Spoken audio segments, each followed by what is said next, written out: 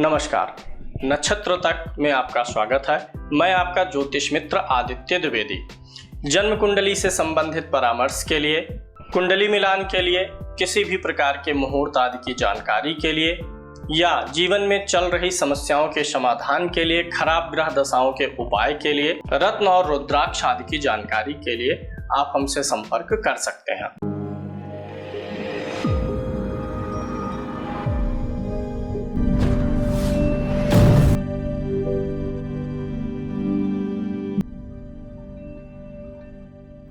काल सर्प दोष के बारे में तो मैंने आपको पहले कार्यक्रम दिया है, कैसे बनता है और कितने प्रकार का होता है ये सब आपको ऑलरेडी जानकारी है, लेकिन संक्षेप में बताएंगे। आज जो हमारा मुख्य विषय है काल सर्प के राजयोग, काल सर्प से भी राजयोग बन सकता है कुंडली में, ये भी आपको आज मैं बताने वाला हूँ। सबसे यूनिक विषय है, रोचक विषय है।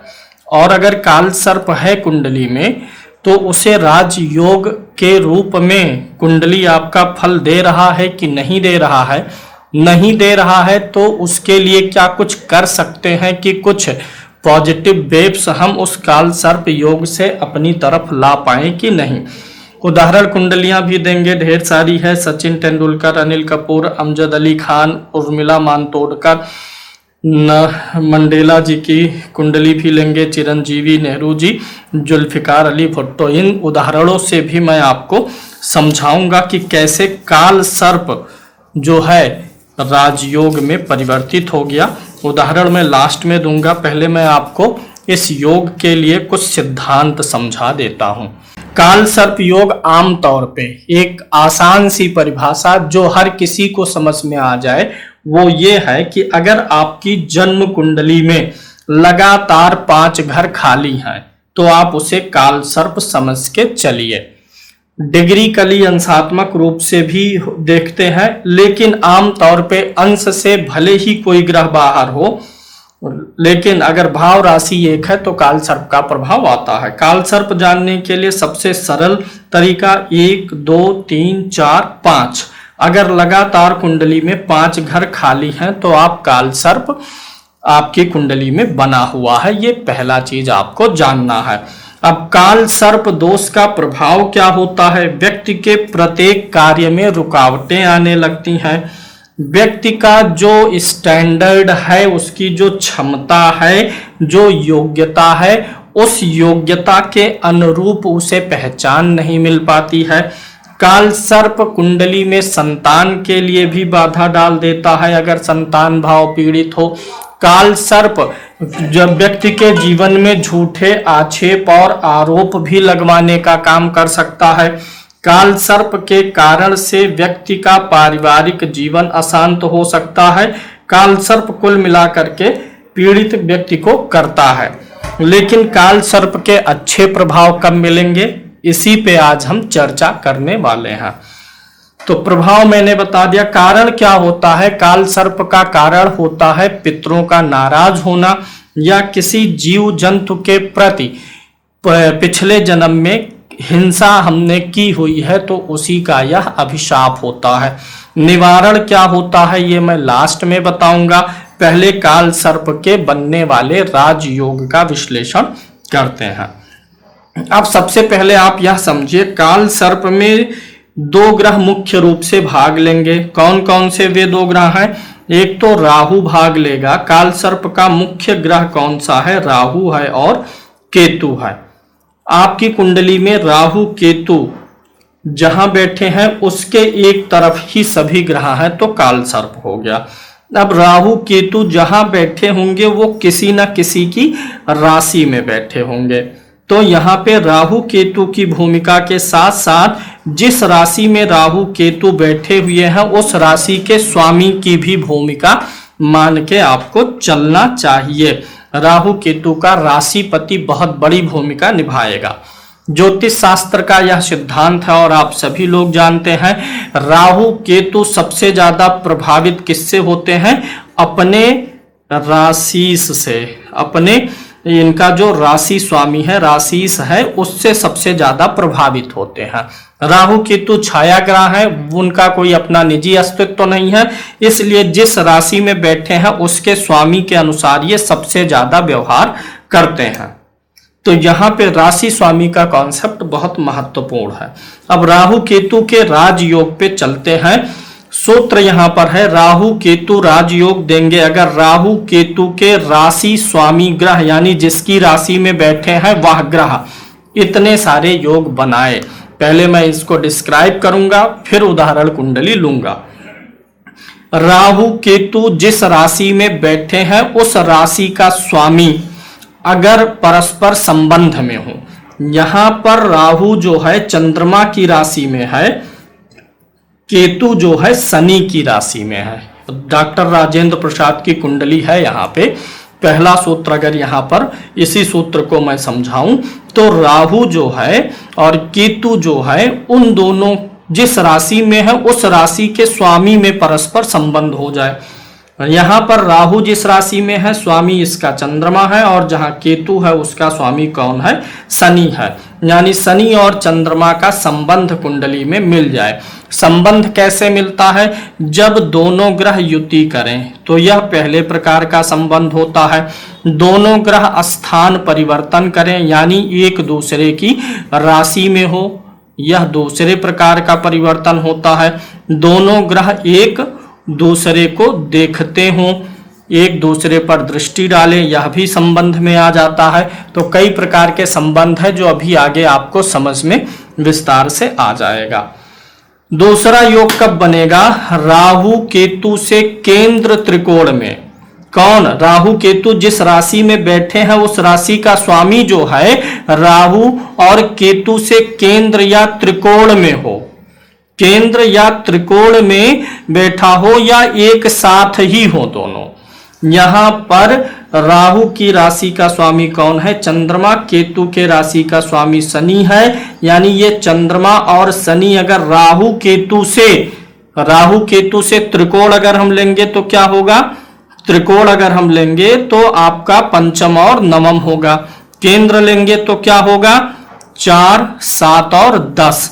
और जहां राहु केतु बैठे हैं वह केंद्र त्रिकोण दोनों हो जाएगा, इसीलिए यहां पर साथ शब्द भी जोड़ दिया गया है।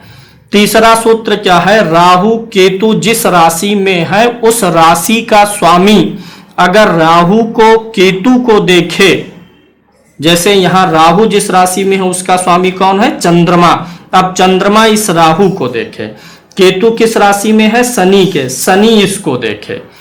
फिर इसी का उल्टा भी यहां पर है, राहु केतु को वे ग्रह देखें या राहु केतु ही अपने राशि स्वामी को देखें तो भी राहु केतु के द्वारा काल सर्प के द्वारा राजयोग बनने लगता है। अब क्या है? राहु केतु जिस राशि में बैठे हैं उस राशि का स्वामी अच्छे भाव में उच्च हो या उच्च ग्रह के साथ हो। राहु बैठा है चंद्रमा के घर में, अगर यही चंद्रमा केंद्र में, त्रिकोण में, धन भाव में या लाभ भाव में उच्च का हो जाता या उच्च ग्रह के साथ होता तो भी यह काल सर्प राजयोग बनाने लग जाता। दूसरा, राहु केतु जिस राशि में बैठे हैं उस राशि का स्वामी कुंडली में महापुरुष राजयोग बनाए। महापुरुष राजयोग कितने प्रकार के होते हैं? आपने नाम सुना होगा, पंच महापुरुष राजयोग। पंच महापुरुष राजयोग पे बहुत सटीक रूप से वीडियो मैंने पहले ही बनाया है। पंच महापुरुष राजयोग में सूर्य चंद्रमा को छोड़ के अन्य ग्रह 5 ग्रह भाग लेंगे। यानी मंगल कहीं केंद्र में उच्च का या स्वाग्रही हो, बुध जो है उच्च का स्वाग्रही हो, गुरु हो, शुक्र हो, शनि हो केंद्र में उच्च का या स्वाग्रही हो तो उस ग्रह के द्वारा राजयोग बनेगा। यानी राहु केतु जिस राशि में बैठे हैं उस राशि का स्वामी केंद्र में उच्च का हो या स्वाग्रही होगा तो वह राजयोग बनाएगा। दूसरा चीज, राहु केतु जिस राशि में बैठे हैं उस राशि का स्वामी कुंडली में दशम भाव के स्वामी के साथ या चतुर्थ भाव के स्वामी के साथ संबंध में आ जाए। यानी उसके साथ हो दशमेश चतुर्थेश के या दशमेश चतुर्थेश से स्थान परिवर्तन किया हो, दशमेश की राशि के एक दूसरे पर दृष्टि डाल रहा हो, तो इस प्रकार से भी यह योग बनता है।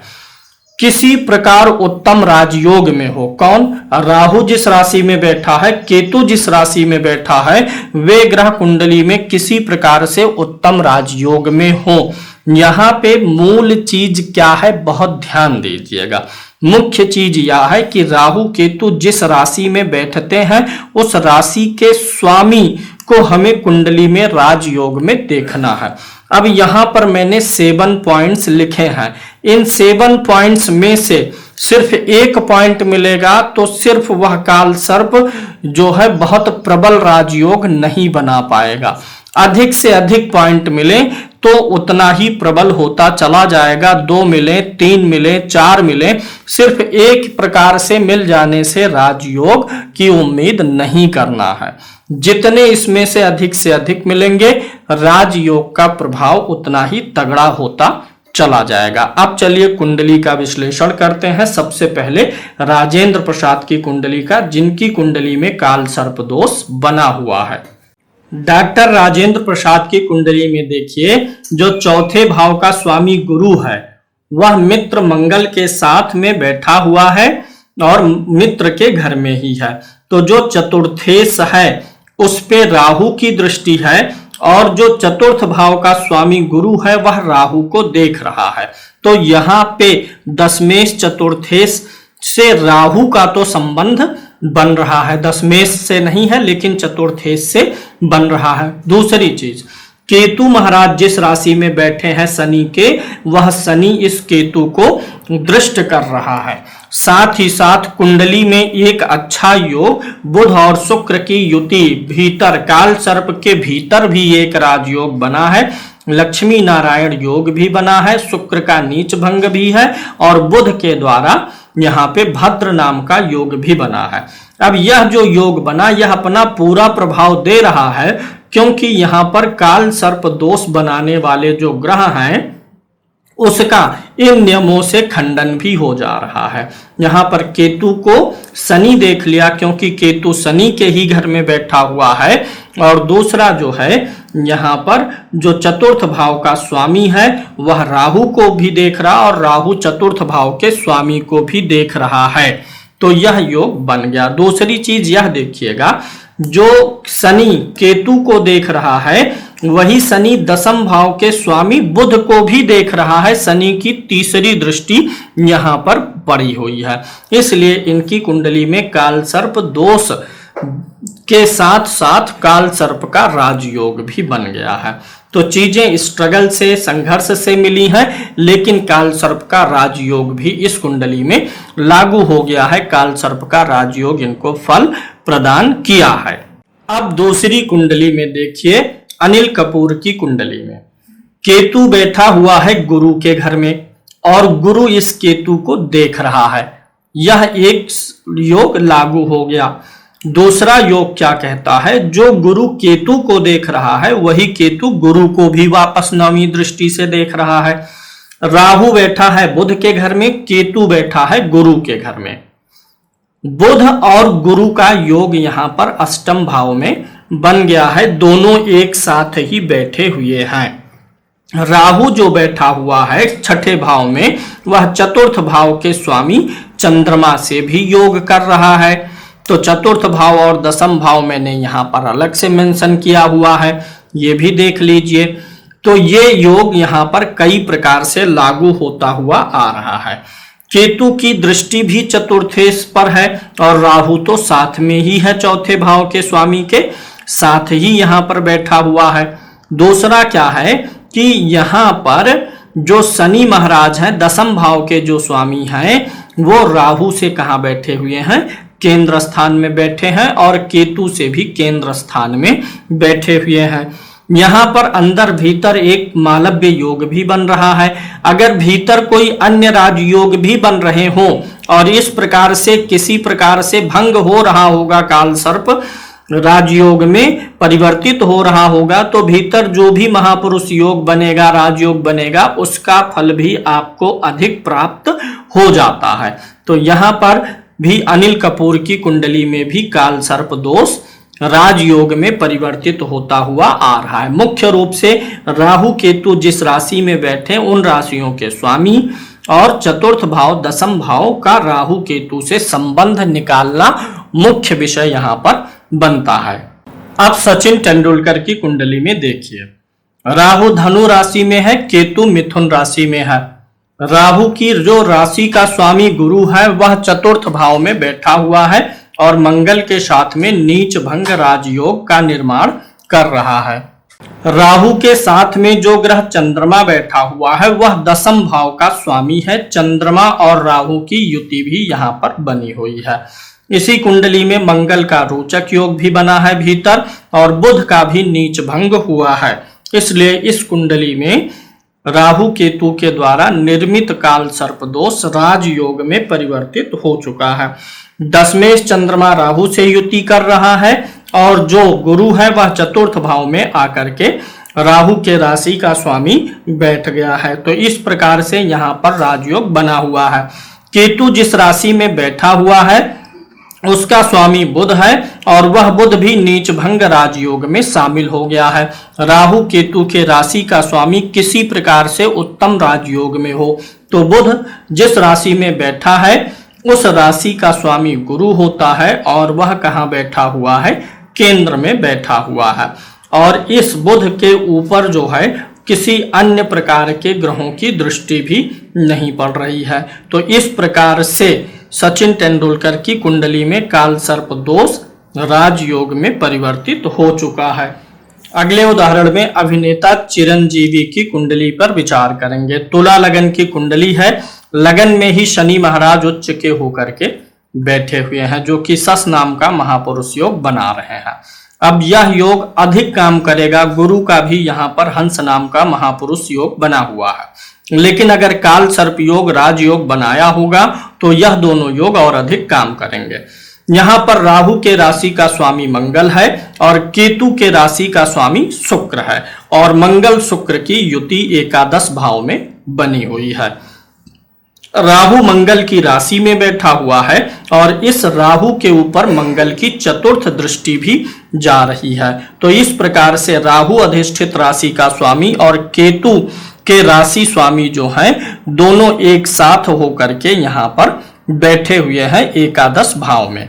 अब यहाँ एक विशेष चीज देखिए, जो दसम भाव का स्वामी चंद्रमा है उसके ऊपर भी केतु की दृष्टि जा रही है इस सूत्र के अनुसार। और कुंडली में अन्य प्रकार के उत्तम राजयोग भी शनि का और गुरु का मिलकर के बना हुआ है। बुधादित्य योग भी यहाँ पर बना हुआ है। तो कुल मिलाकर के राहु की राशि का स्वामी और केतु की राशि का स्वामी कहीं ना कहीं से आपस में संबंध बना रहे हैं और राहु केतु को प्रभावित भी कर रहे हैं। इस प्रकार से इस कुंडली में भी काल सर्प राजयोग में परिवर्तित हो चुका है। अगली कुंडली है नेहरू जी की। इस कुंडली में भी काल सर्प योग स्पष्ट रूप से दिखाई दे रहा है। इस कुंडली में राहु बुध की राशि में है और केतु गुरु की राशि में है। केतु तो स्पष्ट रूप से दिखाई ही दे रहा है कि केतु गुरु की राशि में है और गुरु के साथ ही है, यानी केतु के राशि का स्वामी तुरंत ही यही इसी भाव में केतु से संबंध स्थापित कर लेता है।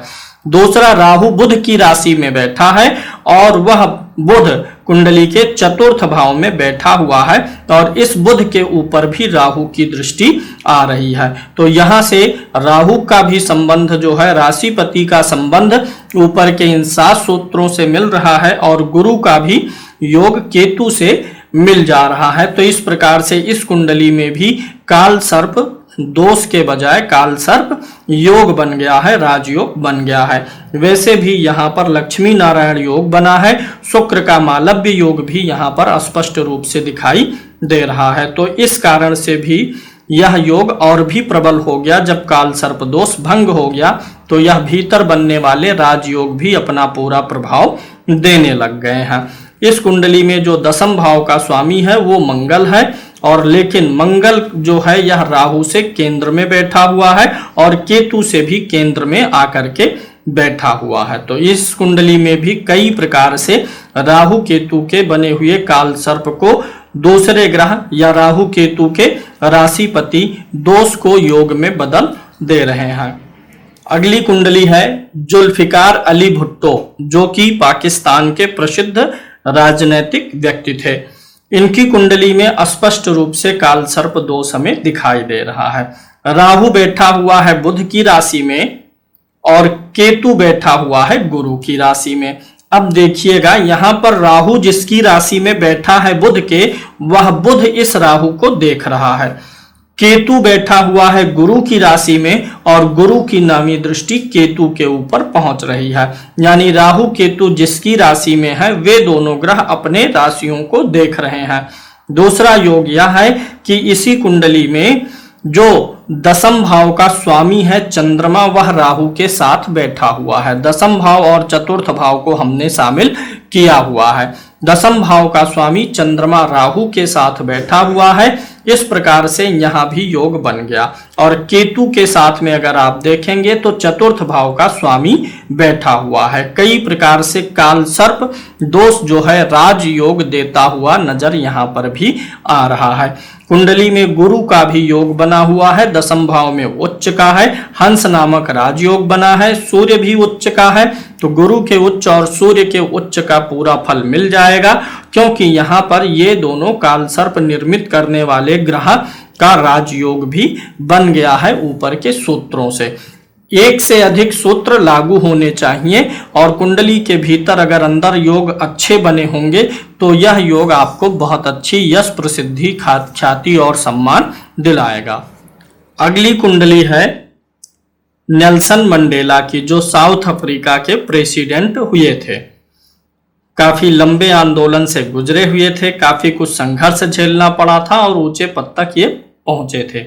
इस कुंडली में जो काल सर्प दोष बन रहा है, राहु वृश्चिक राशि में है और केतु वृषभ राशि में है। केतु किसकी राशि में है? शुक्र के, और उस राशि का स्वामी शुक्र यहीं पर केतु के साथ ही बैठ गया है और चतुर्थ भाव का भी यह शुक्र स्वामी है। तो शुक्र केतु को दो तरीके से प्रभावित कर रहा है। एक तो केतु शुक्र की राशि में है तो शुक्र वहीं बैठ गया, ऊपर से फिर चतुर्थेश होकर के भी बैठा हुआ है। यह जो राहु है यह मंगल की राशि में है और मंगल कुंडली के तृतीय भाव में है, जिसके ऊपर केतु की दृष्टि भी पड़ रही है। यहाँ पर जो शुक्र है चतुर्थेश भी है। इस प्रकार से आप देखते हैं तो इस कुंडली में भी काल सर्प दोष भंग होकर के योग का निर्माण कर रहा है। कुंडली के भीतर भी लगन में ही बुध, सूर्य और शनि बैठे हैं। तो सूर्य और शनि की युति देख करके आप समझ ही सकते हैं कितना कष्ट भरा इन्होंने जीवन यापन किया, कितना स्ट्रगल इन्होंने सहा। ऊपर से काल सर्प दोष राजयोग देगा भी तो भी जीवन में संघर्ष की स्थिति बहुत बढ़ा के ही रखेगा। काल सर्प दोष होने से जीवन में कुछ न कुछ ऐसा सूल अवश्य चुभ जाएगा जो जीवन भर आपको आपके निजी जीवन में दर्द देता रहेगा। व्यक्तिगत पर्सनल लाइफ में तो काल सर्प दोष आपको पीड़ित करेगा ही करेगा। जब काल सर्प राजयोग में बदलेगा तो वह सामाजिक रूप से यश, पद और प्रतिष्ठा दिलाएगा, लेकिन व्यक्तिगत जीवन में वह दिक्कत पैदा ही करता है। तो इस कुंडली में भी आपको समझ में आ गया होगा। एक और कुंडली लेते हैं, फिर लास्ट में एक कुंडली आपके स्वयं के अभ्यास के लिए मैं छोड़ूंगा। यह कुंडली है अमजद अली खान की, जो बहुत ही अच्छे संगीतकार वादक रहे हैं। इस कुंडली में धनु लगन की कुंडली है और इस कुंडली में मकर राशि है। हालांकि राहु केतु के बाहर चंद्रमा बैठा हुआ है। लगातार 5 घर खाली नहीं है, जिसे हम आंशिक काल सर्प दोष कहते हैं, लेकिन फिर भी इस कुंडली में राजयोग की समीक्षा करते हैं। काल सर्प का प्रभाव मानते हुए तो केतु के राशि का जो स्वामी है वह गुरु है और राहु के राशि का जो स्वामी है वो बुध है, और गुरु बुध दोनों एक साथ बैठ गए हैं।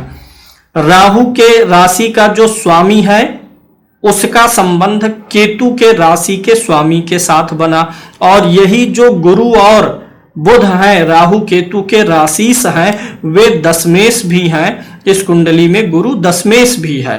तो दसम भाव का जो स्वामी है गुरु उसका संबंध राहु अधिष्ठित राशि बुध से भी बन रहा है। तो यहाँ पर भी काल सर्प दोष भंग होकर के राजयोग में जा रहा है। और भीतर भी देखिए तो बुध उच्च का है, तो भद्र नाम का राजयोग भी यहाँ पर बन रहा है।